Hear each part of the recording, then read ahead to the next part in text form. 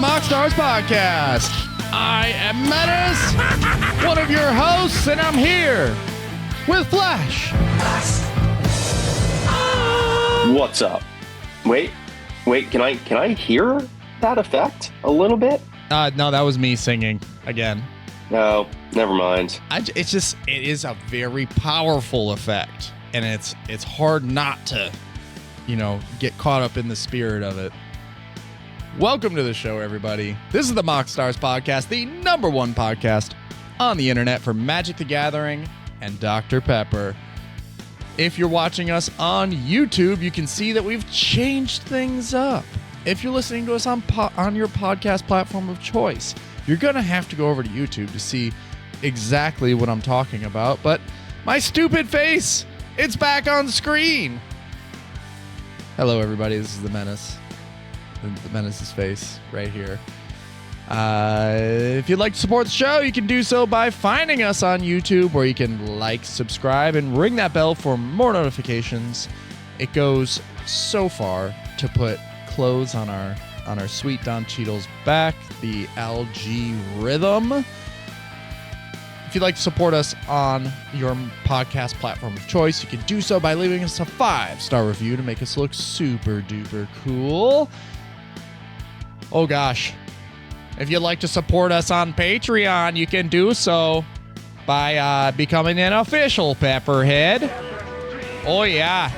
Become an official Pepperhead for $3 a month and support the show. Give us, have your name turned Dr. Pepper Red on the Discord server. You can also support us at the $5 tier, the Cherry Vanilla Pepperhead tier. You can also support us at the 2-liter tier, our $10 premium access tier on Discord. You get early access to each of our Card of the Week videos, and you get 2 free entries into each of our bi-weekly giveaways. Our 2-liter supporters are definitely Jeremy, Poolboy Barry, UWP Court, and Aaron Becca. Thank you all so much for your support. You can also support us. Only a few seats available in this tier, like Ravenlift. Gain access to the MoxStars Dr. Pepper Lounge. Support the show at $50 a month and get a free hat every single month. The Nia Guy gonna do hats, and they're here. Check us out on YouTube to see what the hats look like. They're beautiful, and man, they really did do a good job, because the corduroy is just so soft. The embroidering is exactly what I was hoping it would be, and the glarb design is in the works. So, the glarb of it all. Yeah. As they say. As they say. Get glarbed, baby. If you stay in that tier for an entire year, you also get a 1-of-1 bucket hat designed by yours truly. So sticking around for the entire year does have benefits. All right. That all being said, this is the MoxStars podcast, #1 podcast on the internet for Magic the Gathering and Dr. Pepper. So it wouldn't be really we wouldn't be able to say that about ourselves unless we actually talked about Dr. Pepper, the nectar of the gods, the crisp 23 original flavors. So someone on Reddit has stirred the pot a little bit, creating a post that says, "Can we please stop messing around and agree that Dr. Pepper Blackberry is trash?" I don't agree. Oh, we got a hater. Dr. Pepper Blackberry hater. Shun the non-believer. Here's the thing. I got a 12-pack in the fridge right now. It's good stuff. It's a different flavor than we're normally used to. I can switch it up. I can stay true and loyal to the Dr. Pepper brand and still expand my neural pathways. 2 in a row, limitless pill status, baby. Let's go. I can still do it with the Dr. Pepper Blackberry and the OG. It's just, it doesn't make sense to hate. Everyone can like different flavors. And, to this person, I say, We cannot stop messing around. We have to keep creating new flavors. And Dr. Pepper, we trust that the next flavor that you introduce, I want this to be part of the part of the rotation. I hope this is a permanent flavor. That's how good I think it is. So, yeah. Hater be gone. Hater be gone. If you are out there and you think and you have a different opinion, let us know in the comments on YouTube. Boost that algae rhythm. Put some clothes on Don Cheadle's back. Flash, have you had Blackberry yet? I haven't, although I did have Party Mix news. Not Party Mix, Dr. Pepper news. There is Dr. Pepper's Peeps on the market. They should be on the shelves right now for Easter. Oh, you are so right, dude. It is turning the corner to Easter already. It seems like the year is just flying by. Yeah, I'm going to keep my eyes peeled for those. And you know what? I shouldn't have to keep my eyes peeled for those because Willie should just send us some Peeps. Deep lore cut. Now that we've done the Dr. Pepper portion of the show, if you don't love Dr. Pepper, well, you can still listen to the show. Dr. Pepper's awesome, though. We have spoken on a few topics over the course of the year that, well, while first impressions are great, opinions can change and perspective can change. And so the Commander bracket system, I feel like, is worth retouching on because now that we all have a little bit of experience brewing or experimenting with this bracket system, it's worth doubling back and, just revisiting what it is to bracket. So we talked about it, 1 through 5, 1 being exhibition, 2 core, 3 upgraded, 4 optimized, 5 CEDH. Now, before when we spoke on, really, I just want to talk about tiers 3, 4, and 5. Just, like tier 3 being the standard precon, having 3 game changers being the max. You can have late game 2-card infinite combos, but there's no chaining extra turns. There's no mass land denial. Those are the only restrictions. So you can basically build a deck with 3 game changers in it, and that is the ceiling for a 3. Now, I had a friend reach out and really wanted Frog Tribal Glarb. So we sat down, we put in some work on this baby, right? And while we did limit to 3 game changers, one of them being Force of Will because it's just nasty. It's so funny to me to think that, like, you can be playing, we're playing 3s, man. We're playing 3s or whatever. And yep, my game changers. And this was actually a really healthy practice I saw at MagicCon, was someone at the table listed their game changers before the game even started. Said, this is a 3. These are the 3 game changers that are in my list. Great. Awesome. I think that should be the standard. That way, when you are playing the game, if something does appear that wasn't mentioned, then it's like, liar! You lied to us. So having Force Will being one of them is a hilarious, I think, addition to a 3. But the Glarb list, since it's Frog Tribal, the Gitrog monster qualifies, right? And while the Gitrog monster is not the face commander, it is a combo machine, right? In those colors, things that you want to see. So I put Dakmor Salvage in there. And then I just put in a Dark Ritual because that's not a game changer.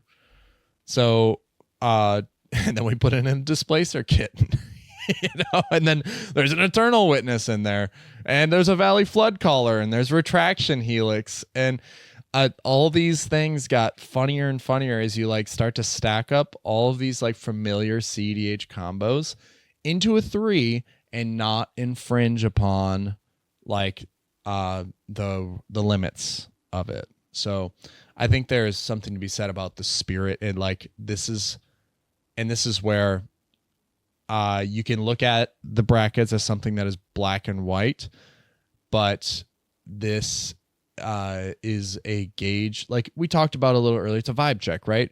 But more than anything, it's a gauge of intention, because once you start crossing over that line, you are no longer a 3, even though you still meet the physical, like logistical requirements.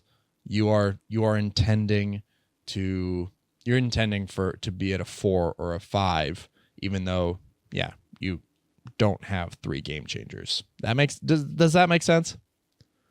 Makes sense to me. Yeah. And so it's where it becomes murky. It's a 3.5, right? But it still falls under all the qualifications of a 3. Now 4s, I think 4 is where a lot of experienced Magic players generally exist. This is why, like, when I was at MagicCon, there were games that I played where people were looking for a 4, and that's totally fine. I can sit at a table with my CEDH builds and play against 4s, because my intention is not to win as fast as possible or to interact at every given opportunity. It's to navigate the game. It's just to play the game, right? And then you can also take, so while I do agree that some lists inherently become 5s, 4 is where you can take a load off and you can just relax and play the game. And a 5, or whatever you intend to play as a 5, can also be a 4, as long as you're not being aggressive in pursuing win conditions, where everyone can still play the game, everyone can still see what their build is going to do. And there were a few games that I did assemble combos in, but I intentionally didn't assemble them until like turn 8 or 9. And I think that's a healthy range for any game to be. If you're at turn 8 or 9 and someone can assemble a combo in a bracket where there's no limitations, I think that seems fine to me. And everyone at the table was totally cool with it. There was one game where I was playing against Hashaton at a 4. They had exploded. They had 40 permanents. They had multiple copies of certain creatures that they had created tokens of. That was like kind of their thing, was they were like, I'm going to play a build where I create the token and then I create 2 of them. So like Anointed Procession type effects. And so they had a absolute ton of tokens. And so it comes to me and it's either win or lose, right? If I don't win on my turn, I lose. So I presented the combo and it's like, yeah, you were.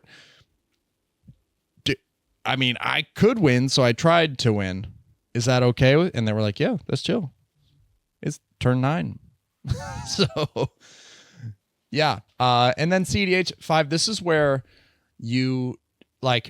deck building takes a very unique twist, where 4, you are taking whatever strategy that you have found to be effective, and you are just, every card is funneled towards being going towards that. Where like 5 is where you're starting to consider the meta, right? So like, I think that's the big difference, is like in CEDH, God, what is it? The priest that exiles things, Containment Priest.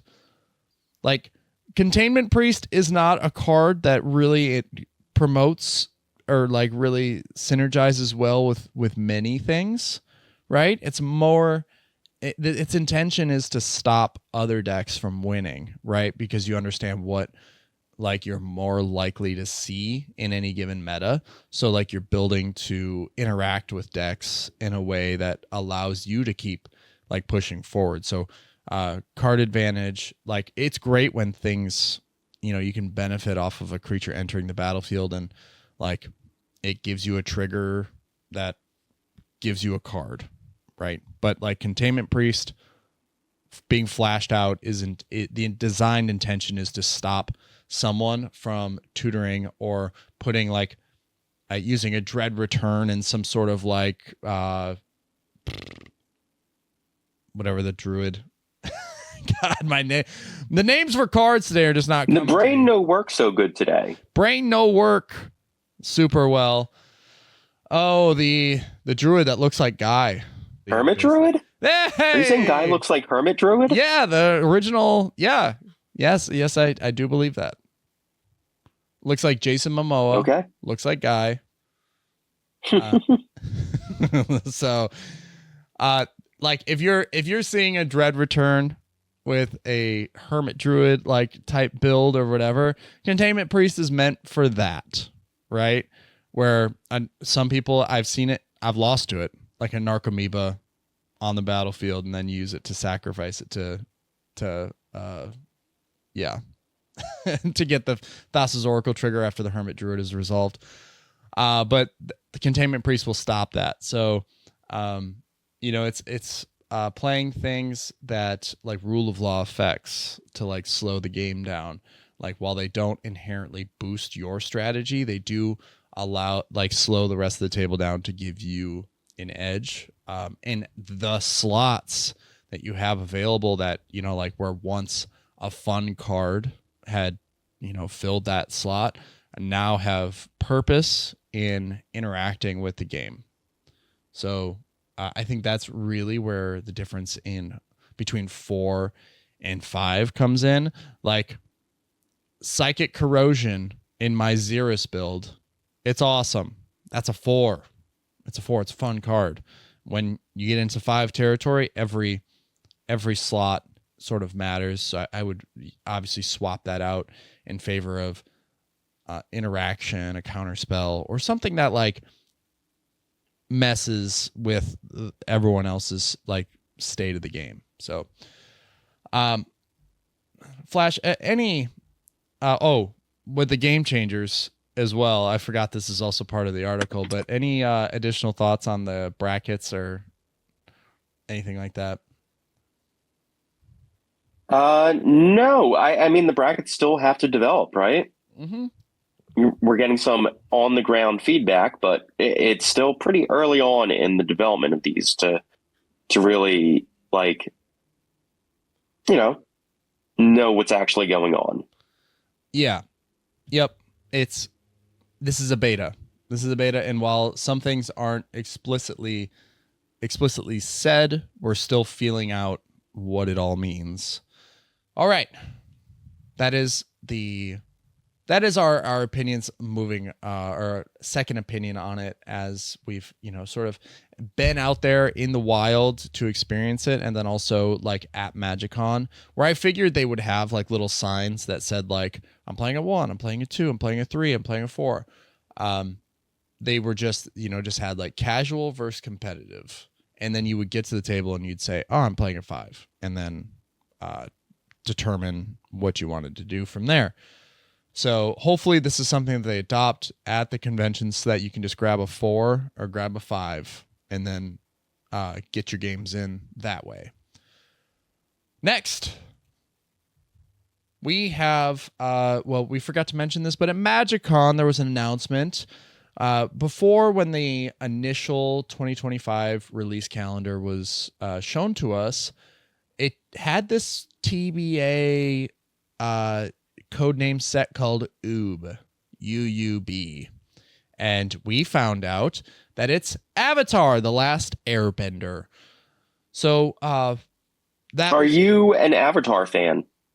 Dude, yes. Absolutely. Oh, I didn't know that.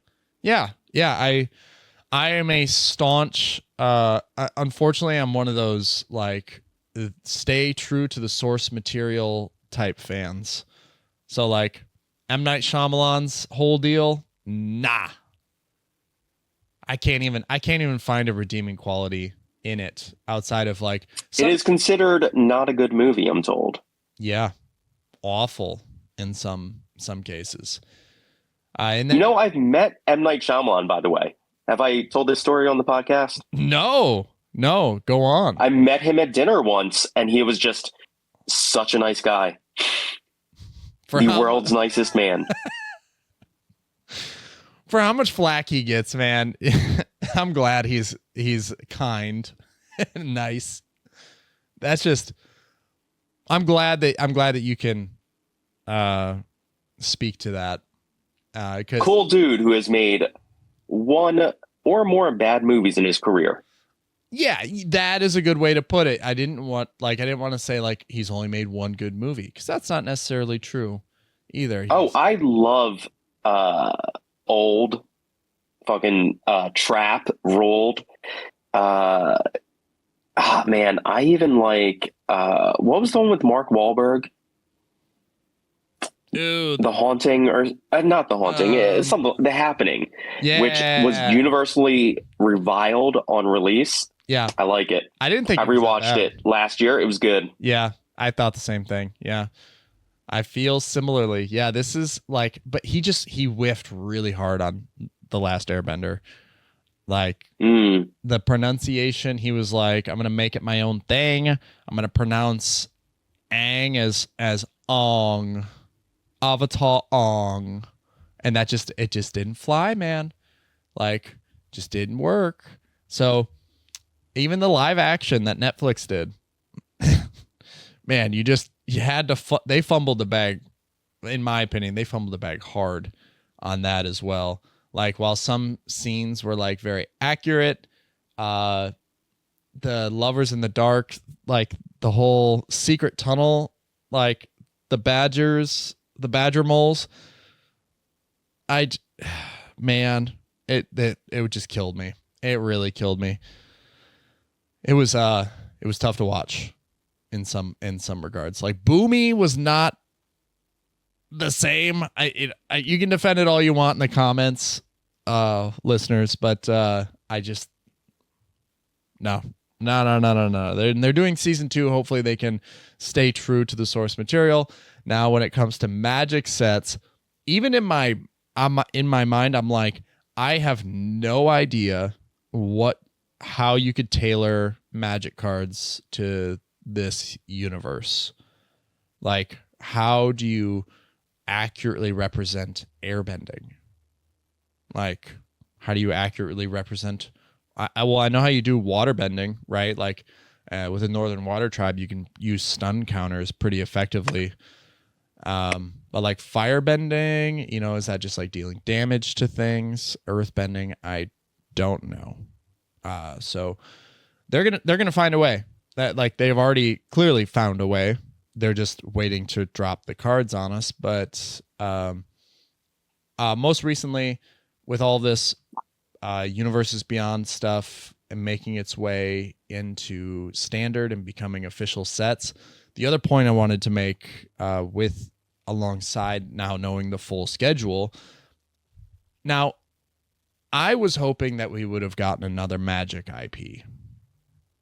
Like a return to, I know we were just technically in Amonkhet, and I'm not gonna stop with this. I just want another Hepatra, swear to God. But I would have loved to return to a more serious plane.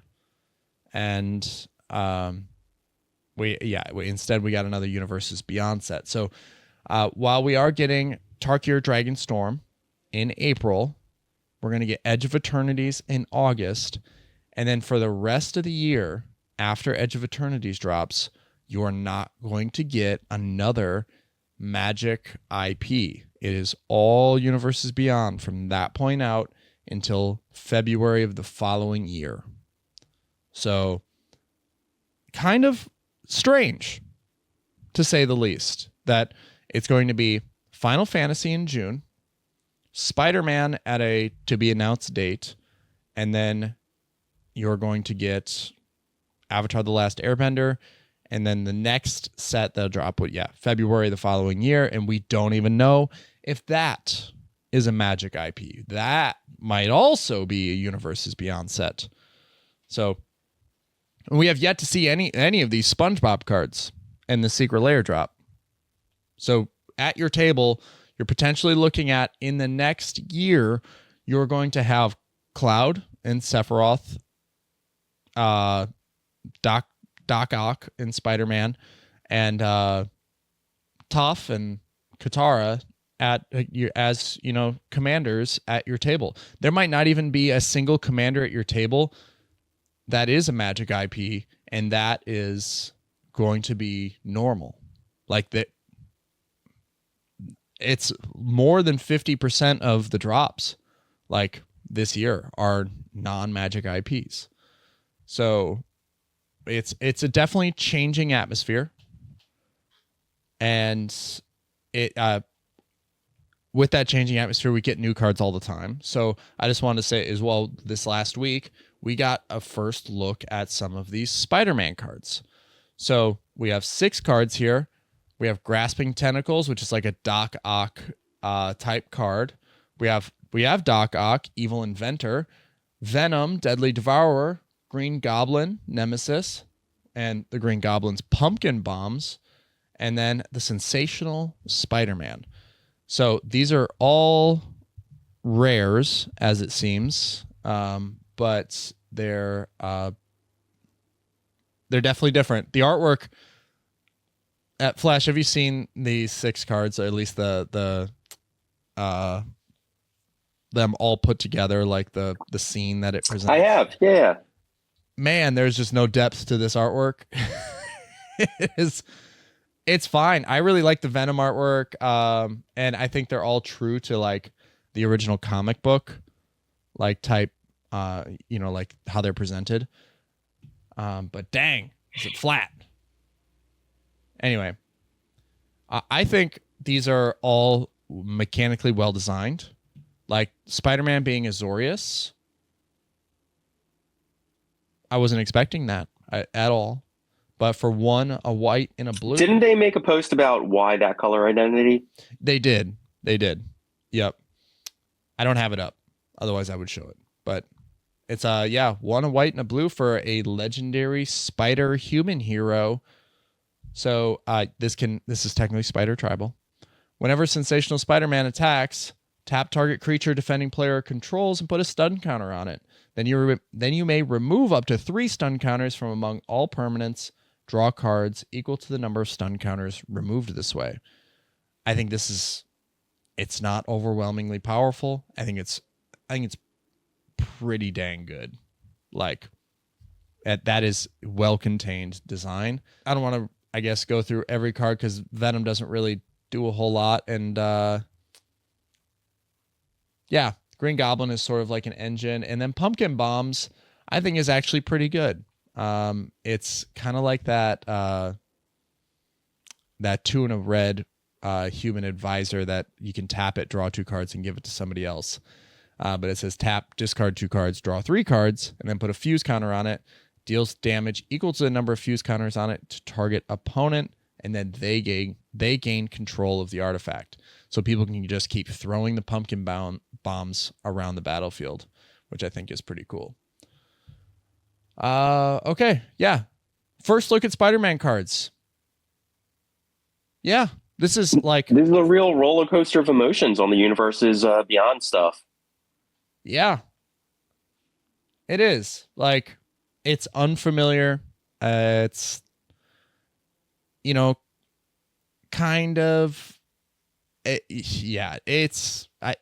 say the quiet part out loud, it is uncomfortable, right? I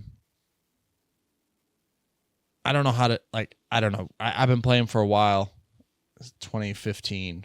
It's like this more recent turn of events the last 3 years has definitely been a whirlwind in not only in just like I think introducing some of these things is fine, and when they're well designed, it's beneficial towards the overall game, because it's when a well-known IP is represented appropriately, like I thought Street Fighter was.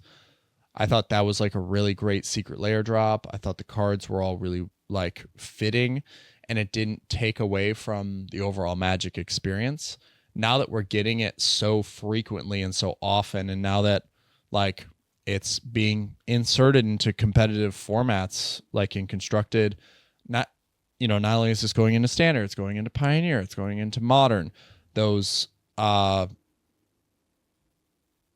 formats that were exclusively Magic IPs felt like a safe place to like continue to enjoy the worlds that, I don't know, constructed what what we thought Magic was is now, has Spider-Man and Final Fantasy and Avatar: The Last Airbender. Yeah. It's a different game. It's a different game. It's a different age. The Fortnite-ification it's strong. It's going strong.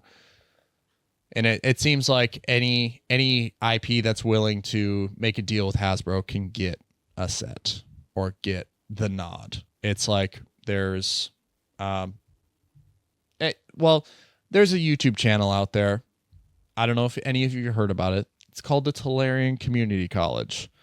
And the professor is a pretty well-known figure in the Magic community. And while the professor is okay with Universes Beyond as long as you can draw the line, like you can go compartmentalize like these sets and still identify what is Magic IP and what is not. You can sort of, I don't know, make sense of it. It doesn't really bother you too much.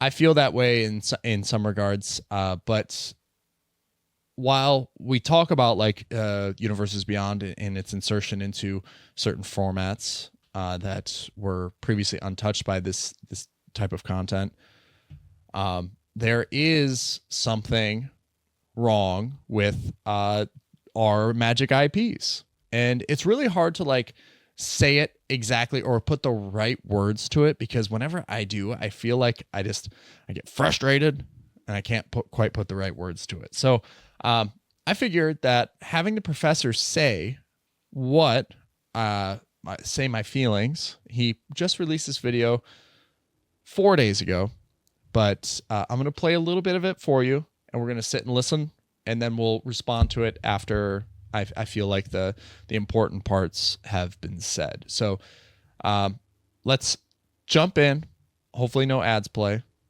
and hear what the professor has to say. So what exactly has gone wrong with the in-universe sets of Magic the Gathering? Several things, in fact, that I shall cover, but let's start here. Currently, our in-universe set is a race car set. In it, characters we know from our previously distinct and once taken seriously worlds have dressed up in NASCAR-like racing suits to get on motorcycles and speed cars and race along highways that have somehow been erected on planes like Amonkhet and Murganda, and all compete for a giant MacGuffin trophy. It's the race car set. We're in cars and motorcycles, and we are racing. Hey, can you name all of the teams? Honestly, right now, from memory, can you correctly name all 5 of the racing teams of this set? Is it 5 or is it 10? Who are they and what are their personalities? Did you even know there were 10 teams? Did you even know there were teams? Prior to this was our 80s horror set. Quick interjection there. This was something that was so important about Magic the Gathering in the past, was that you knew all the guilds on Ravnica and you knew all the clans on Tarkir. And it was rich, deep lore that you committed to memory, that we all as players committed to memory. And when we brought new players in, we taught them what Golgari is. We taught them what Orzhov is. We taught them, like, this color combination is a reflection of this, It's a meaningful part of the game more than just like lore. Exactly. Like beyond lore. And so these are things that are being passed over now, where before there were like, it was a meaningful part of sets. And so I had no idea there were 10 teams. At MagicCon, they had an Aether Drift, like, how those, you can like get those racetracks where you just like pull on the trigger and the car goes. It's like a magnetic racetrack thing. They had those set up there, and you could participate in that and stand on the podium with your trophy if you won. And then and then on the wall there was like 10 race cars, and then I saw that there were 10 racing teams. I had no idea. The set had already been out. We'd already moved past it. We were already talking about Final Fantasy. So like I have no idea. I had no idea up until that point that there were 10 racing teams. Shrugging my shoulders on camera. I was in the dark on that, and it felt like something that was important to the set. And allegedly, you're right, just completely overlooked. You took the time to make 10 racing teams. It'd be nice to know something about them either in the cards or whatever. All right, back to it. Where cheerleaders and angsty teens ran away from clowns and dolls based on Annabelle and Chucky while sporting Nike sneakers, hitting play on their Walkmans and busting ghosts right back into their TV sets. And acknowledgement, Duskmourn was still a great and fantastic set, but that was due in no small part to its amazing mechanics and card design, and less to the fact that it was filled with tongue-in-cheek memes and references to 80s culture and horror movies. And of course, prior to that, everyone dressed up as cowboys, even though it made no sense whatsoever. Why is Queen Marchesa suddenly on Thunder Junction, acting like a common outlaw, and again, dressed and talking like a cowboy? Why is Rakdos, the slumbering leader of the Rakdos Guild of Ravnica, suddenly on Thunder Junction and playing dress-up as the muscle of a gang of other magic characters from across the multiverse? Once characters were portrayed in earnest and treated seriously, not as if some kid had all their action figures and decided to dress them up in cowboy hats and mash them together. And before that, the hat of choice was a fedora, never before seen on the beloved plane of Ravnica, which now has literally hundreds upon hundreds of detectives, all wearing the distinct fashion style not of the world of Ravnica, but from the cheesy and dated noir detective films of our world.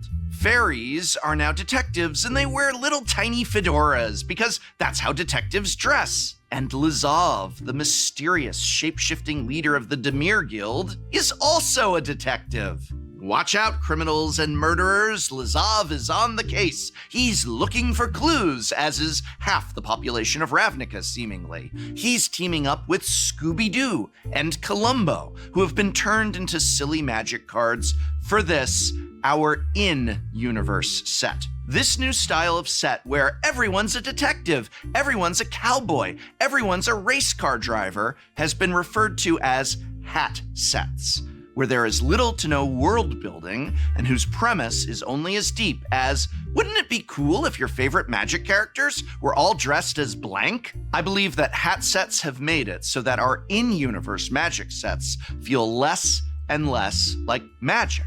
If half of all of Magic I think that's a good place to stop. Whoo! That's exactly it. That's right on the head with it all. Is that not only do hat sets exist, where like I think one or two over the course of 2 years, right, would be somewhat acceptable. It is every set.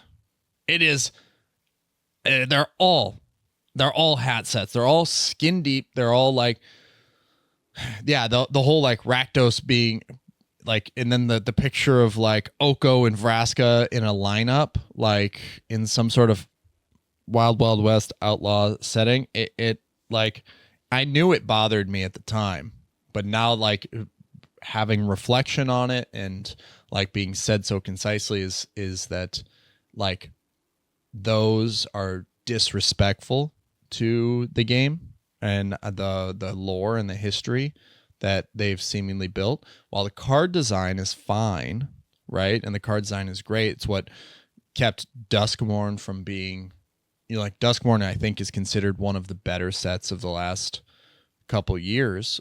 Just sheerly through card design.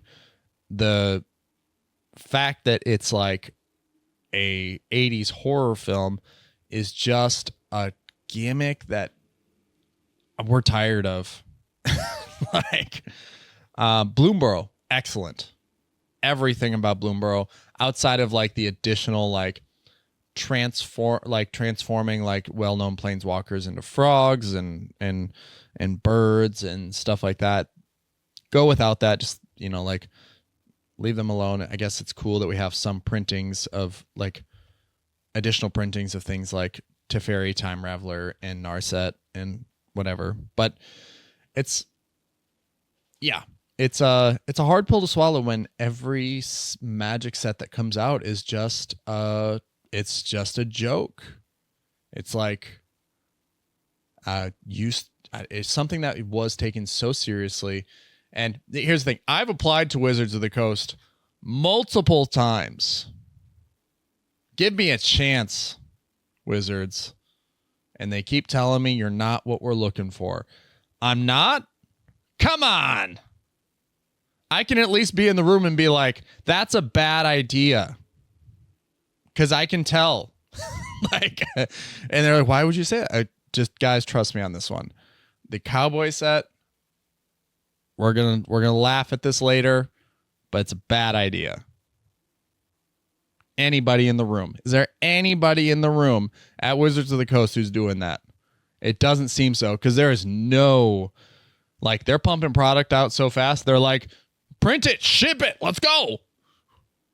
And, you know, same with the artwork. Like, and this isn't to bash on any particular artist, but like, even with Secret Layers from time to time, like, if it's not stunning or absolutely awesome, like, there's nothing wrong with going to the artist and being like, hey man, this isn't what we were looking for. You know, could you give it another shot? You know, just like maybe change up a couple things here and there. I don't know. Make sure that the text on the card is accurate. Like with Coma, it's every upkeep. It's not just at the beginning of your upkeep. Like, those are all artist decisions that are made. They choose the font, they choose everything. And while, you know, yeah, like a counterspell at sorcery speed. How do you miss things like that? And so there are so many aspects to the product as of late where the game has expanded, where things feel like they just aren't. There's no checks and balances, really. It's just like profit. And I get a company has to make money, but you're losing some consumers. That's pretty much my thoughts on this. Is like, the professor put it in a perfect way and is delivering it in such a way that is digestible. Like, you can digest it and it's not hurtful or harmful or in any way. It's just it's a tough pill to swallow when you love a game and it's just being everything's a hat set. So I felt that was it was definitely worth talking about and expanding on. Yeah, for sure. I feel like it was a good point. You know, I think we all to some degree feel that way. People who have been with the game for a while, right? Yeah. Yeah, and I know it's been a minute, like since you've played and since you've dabbled, and it's like there are times where and the stuff that they're doing isn't bringing me closer. It's coming back. Right. You're not excited to play Scooby-Doo or Columbo, you know? It's like Columbo, maybe. Yeah. I'm excited to watch Columbo. Yeah. It's not play it when I want to be playing Magic the Gathering. Right. You know, I keep looking back on like Kamigawa Neon Dynasty as like at the time I thought it was a hat set. And, you know, like I was like, this is just some gimmick or whatever. But man, did that set just, it's one of the last great ones, like in recent memory. I thought Brothers War was also great, but The Brothers War also fumbled the bag by putting Transformers cards in all of your booster packs as well. So like that's another aspect of these sets that is like sort of tarnishing the Magic experience. Is like you want to play Lost Caverns of Ixalan, you want to be enveloped in the world, and you start opening packs and there's a Jurassic Park card. It's Ian Malcolm is in your pack. It's sort of like destroys the immersion. And then same with Brothers War, is a very serious set, a very like a story that we all wanted to know more about. And then you open your pack and you got Bumblebee in there. Can't forget that.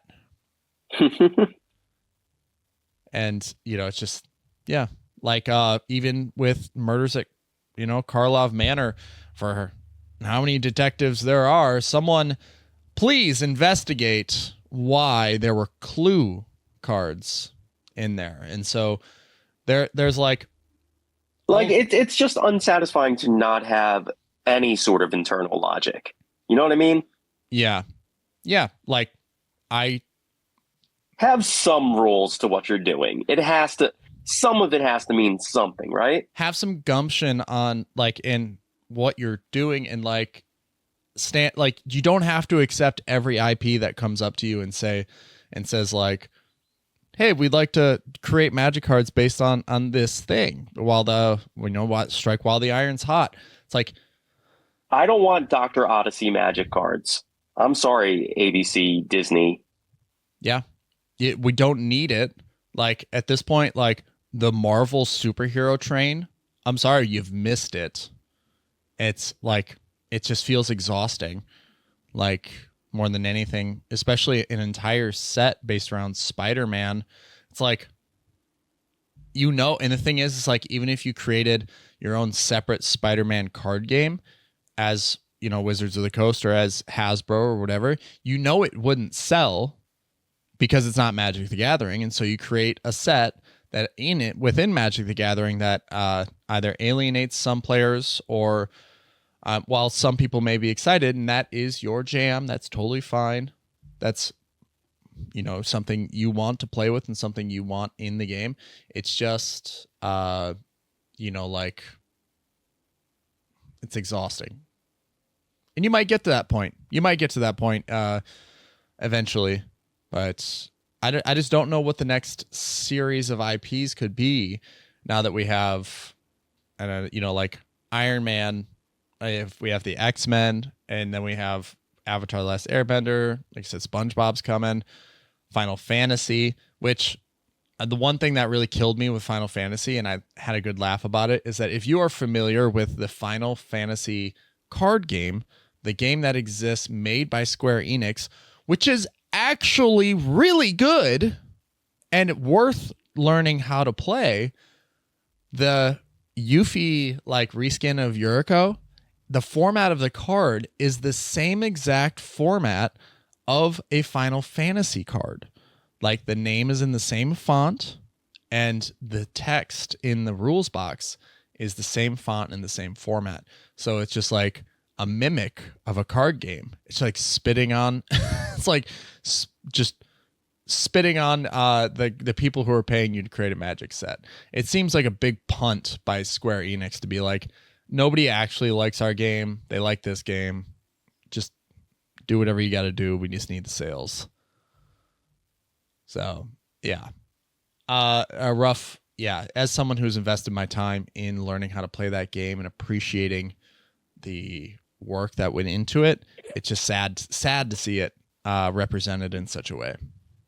Mm-hmm. Yeah, it's more like all this stuff. It's really just a bummer.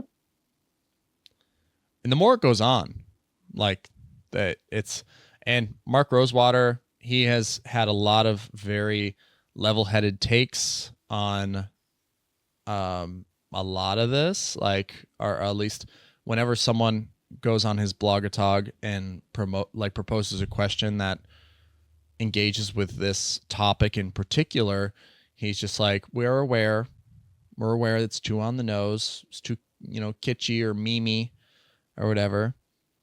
It just like, I need some some more direct acknowledgement, or like, I know that sets get thrown into production pretty quick, and it takes at least 2 years of design in order to like put something out there.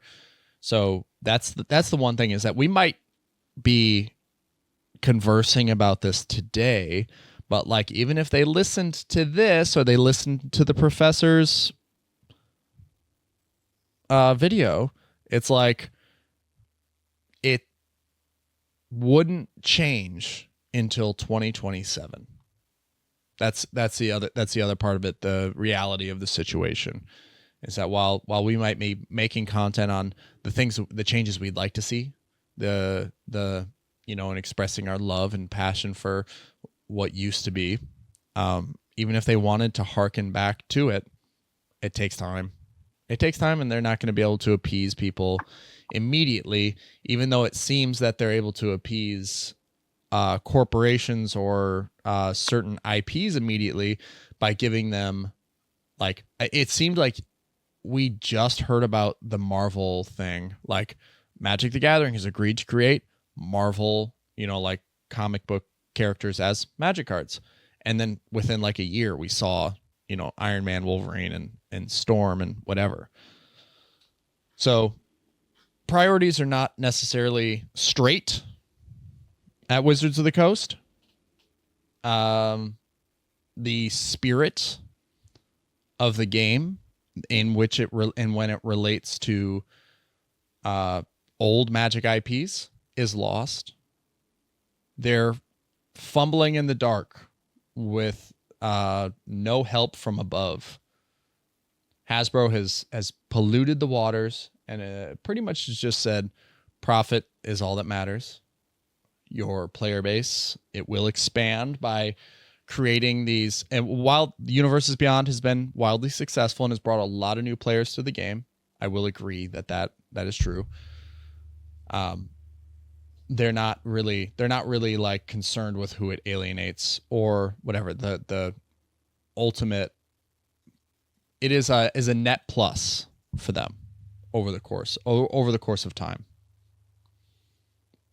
So, Flash, any final thoughts on this seemingly bleak topic, but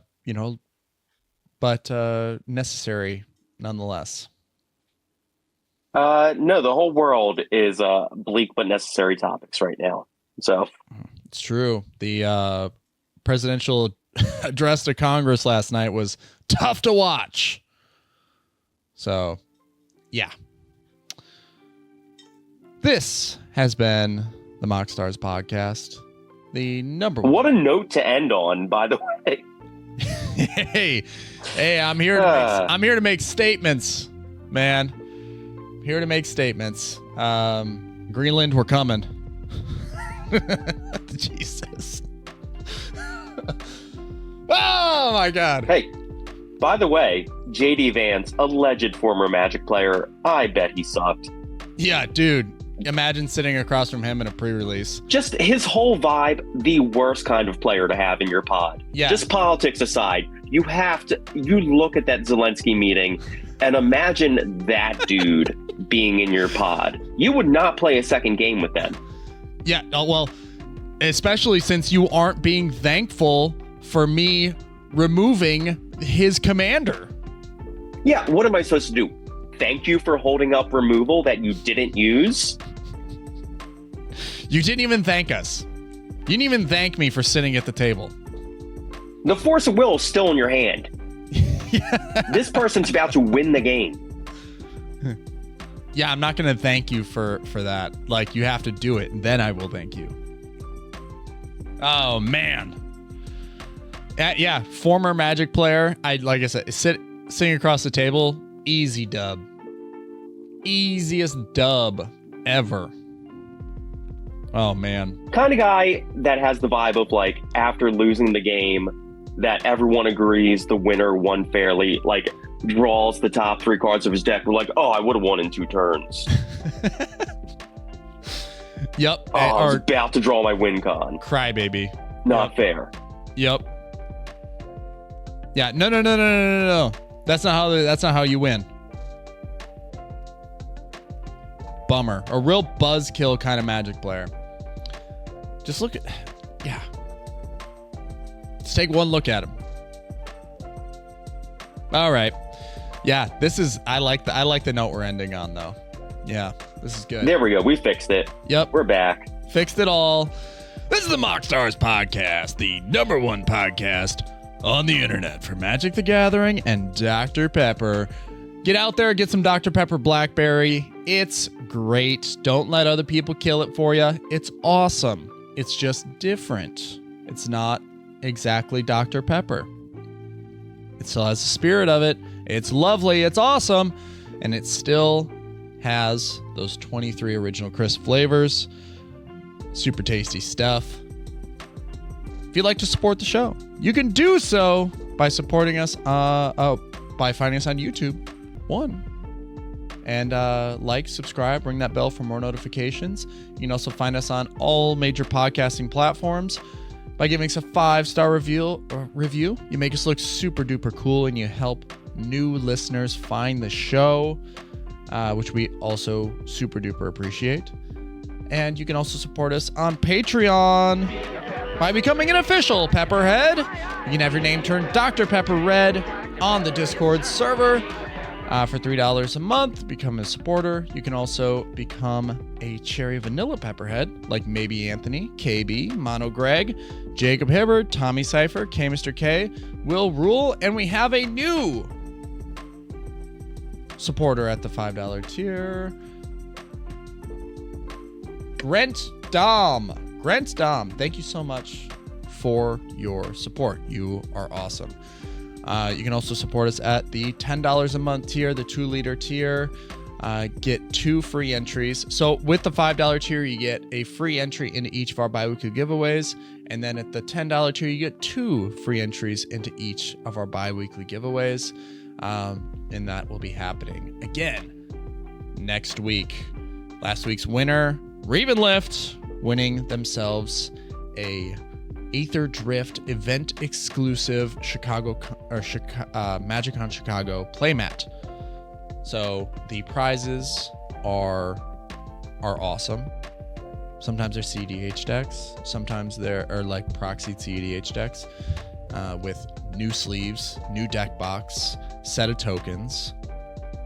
Sometimes they're really cool merch, like MoxStars merch, or just Magic stuff in general. Playmats. I haven't done a hat yet. Hats are exclusive to the MoxStars Dr. Pepper Lounge. But anyway, you can also support us at the $50 tier, like Ravenlift. Join Ravenlift in the MoxStars Dr. Pepper Lounge, where we have frequent visits from Vin Diesel, the Iron Giant. They are in the same room together, so they're not the same person. Even though Vin Diesel does have whirring gears in his mouth. And that's the MoxStars podcast, where we talk about things and stuff. All right, Flash, any final thoughts? None. No thoughts in my head whatsoever. Heard that. Let's get the heck out of here. Thank you so much for listening to MoxStars podcast. We will catch you next time. Peace. Bye.